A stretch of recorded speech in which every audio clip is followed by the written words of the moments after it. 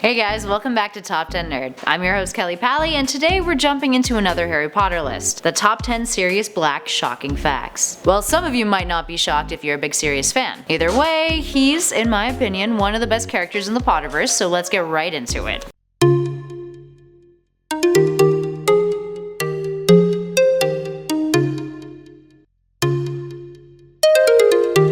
And at number 10 is he's not a Slytherin. Here's one most of you might already know, but we wanted to include it on our list anyway. Sirius obviously wasn't the chummiest with the rest of his family for reasons I think we all know, and the differences between he and them went as far as their Hogwarts houses. He was the first of the Blacks to not be sorted into Slytherin, instead landed himself in Gryffindor, which was definitely more fitting of his personality. And at number 9 is his escape from Azkaban. Sirius was the first wizard to ever escape the prison of Azkaban, and how did he do it? Since he was already incredibly malnourished, he took to his animagus form and squeezed through his cell's bars. It's kind of a sad image, just a little malnourished dog just whoop. But hey, he did it, and then he swam across the ocean and the journey almost killed him, but he did it. And at number 8 is he's an unregistered animagus. Speaking of his animagus, we all know that Sirius's animagus is a black dog. Makes sense, dogs are viciously loyal, and your animagus is an extension of your personality. But did you know that he's an unregistered one? Which is why his escape from Azkaban worked? There's a lot of other unregistered animagi that Harry encounters throughout his journey, and being animagi is what formed the Marauders in the first place, out of a desire to help make Remus's transformations into a werewolf more bearable. And how does one become an animagus? It's a complex process and includes holding the leaf of a mandrake in your mouth for an entire month. And at number 7 are family ties. Let's take a moment to look at some of the other Blacks Sirius is related to. It's quite the web of interesting wizards and witches, some of which have been stricken from the Black family tree. As you know, he and Nymphadora Tonks are related, Tonks being the daughter of his cousin Andromeda Black. And then there's the Weasleys. Arthur is his second cousin once removed. Septimus Weasley was married to Cedrella Black, which is why she's been removed from the family tree. Sirius is also Teddy Lupin's second cousin once removed, since Teddy is Tonks' son. Then there's Delphine Diggory,